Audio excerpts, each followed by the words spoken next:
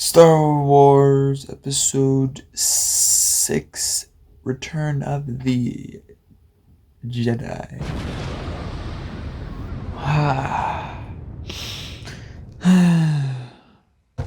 Hey guys. What the fuck is up, you guys? My name is Z-Man-Dan64-2,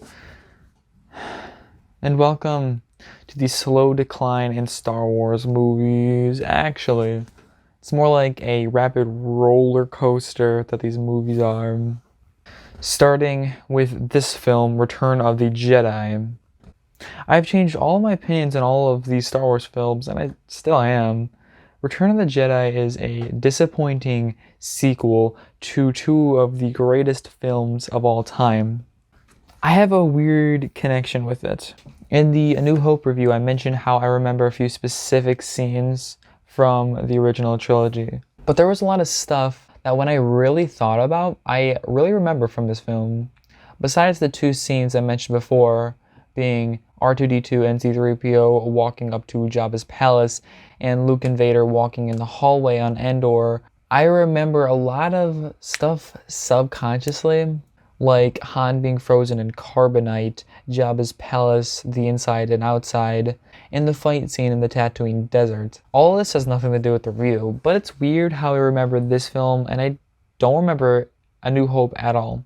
Most likely I never watched it as a kid for whatever reason, and I only remember the ending scene to Empire Strikes Back. Even though this film is my least favorite out of the three, I still remember this one the most as a kid. This movie is by far the least interesting and least memorable out of the three movies. I feel people don't give it enough credit for the many things it does right. I'll go over what makes this movie so much worse in more detail and what makes this movie good, because I still think it does a lot right. Maybe it's because of all the bad Star Wars movies that has made me think this movie is so much better than those ones.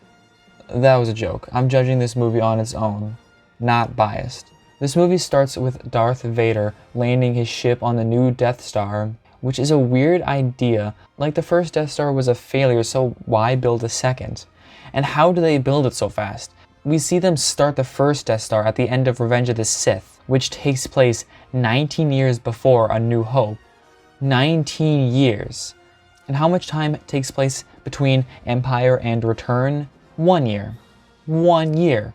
I understand that the Empire wasn't doing shit after Empire Strikes Back up until the end of this film, but how could they have done 19 years of progress in 1 year? I also understand that it wasn't finished, but it's well over the halfway point, and it was shown to be operational, but whatever.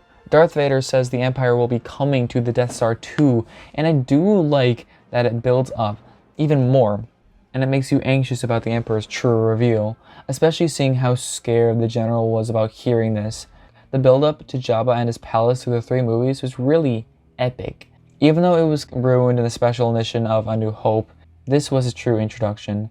All the aliens in the original trilogy look really good for being so old, and in many ways outdo the shitty prequels CGI. And Jabba is definitely the best example of that. He looks great. He is absolutely putrid and intimidating. He looks like a real creature. Now, this whole first arc is the execution of the plan to save Han Solo, who should have died in Empire, but I don't think it could have ruined his character or the movie in this movie.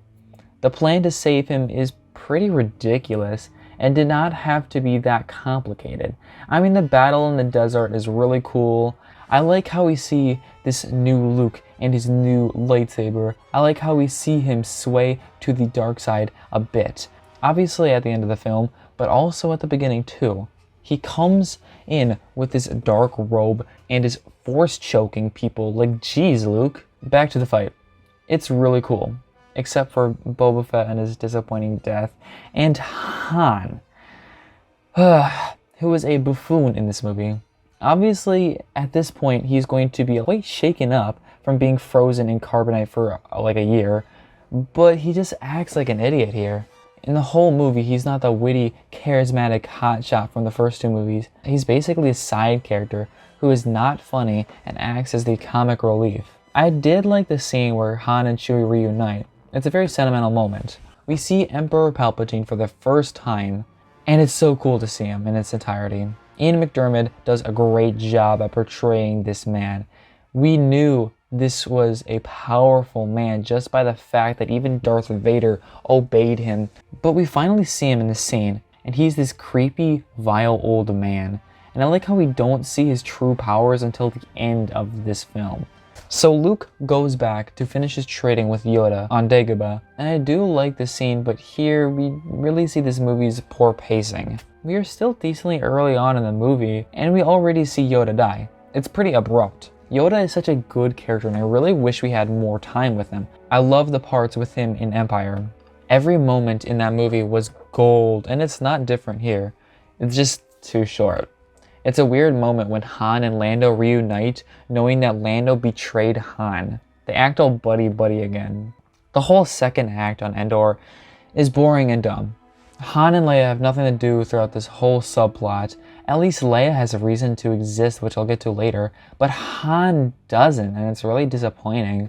The scenes with Luke were great though. We really see how much Luke has grown over the years. He is not the same impulsive, impatient, and hot-headed kid from before. He has matured, and with that maturity, that comes with the hint of dark side that I mentioned. I really like the look of Endor though. I really like the woodsy area. It's really unique and interesting.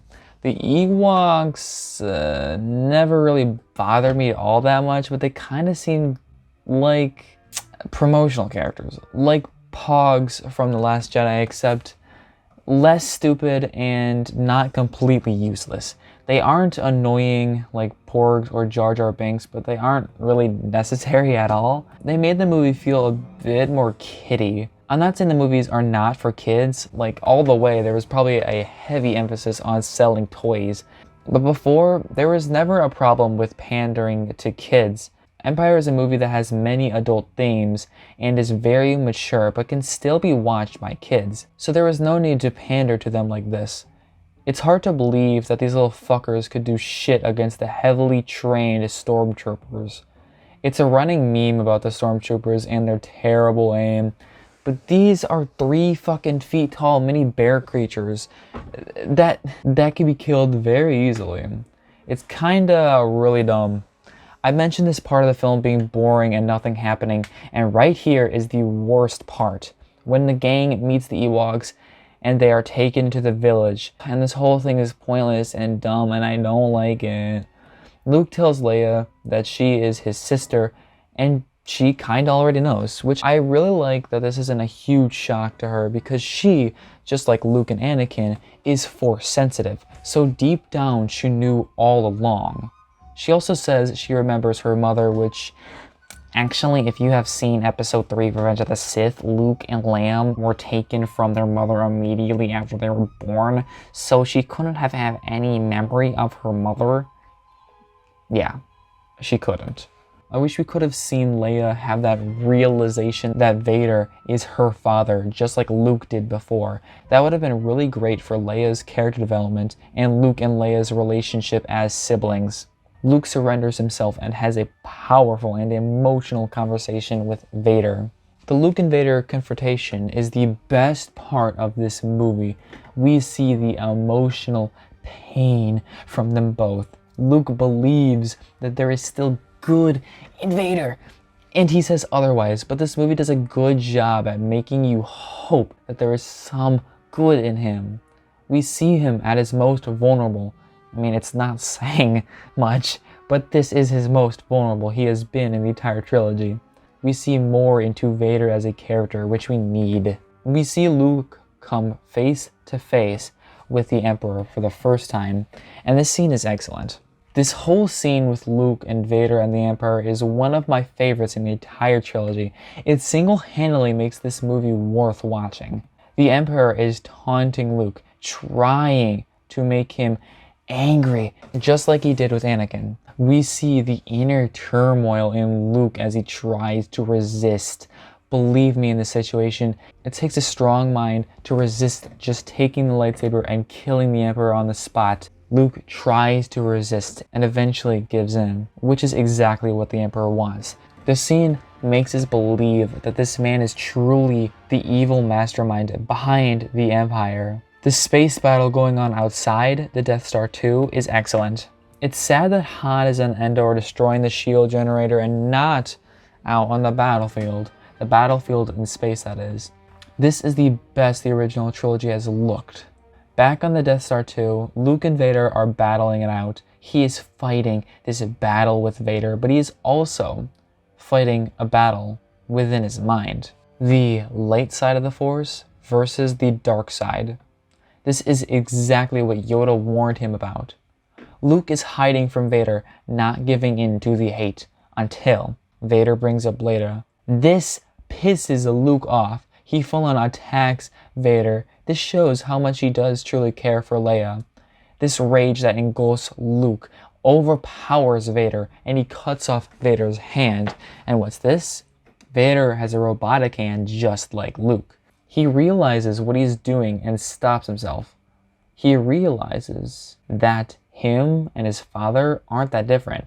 He doesn't want to become his father, as Vader cut off Luke's hand. He throws away the lightsaber, and this is when he fully becomes a Jedi and does not give in to the dark side. The Emperor then shocks the shit out of Luke with his finger lightning, and it's really terrifying to see this power that we haven't seen before.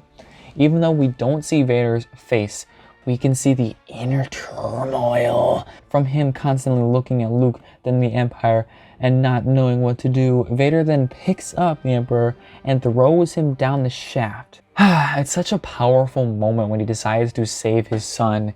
This fulfills the prophecy that Anakin would bring balance to the Force, and he did by killing the Emperor, which would kill him as well.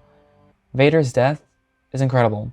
Not many lines are said, but it's still a very emotional and impactful scene. So the rebels blow up the Death Star 2, and everyone lands safely on Endor. Vader's funeral is beautiful, and it's hard to know what emotion to feel. Like, Vader is the second most evil man in the galaxy, but he killed the Emperor and saved Luke. Luke being the only person in attendance makes it so much more impactful. The ending scene is kinda anticlimactic, but besides that, I really like this movie's ending. Though I am reviewing the original versions, I will mention the special editions.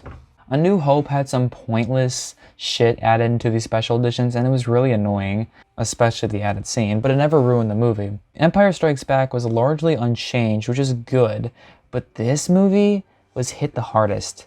A lot of CGI, no added scenes though, but a lot of shitty CGI, which has aged horribly.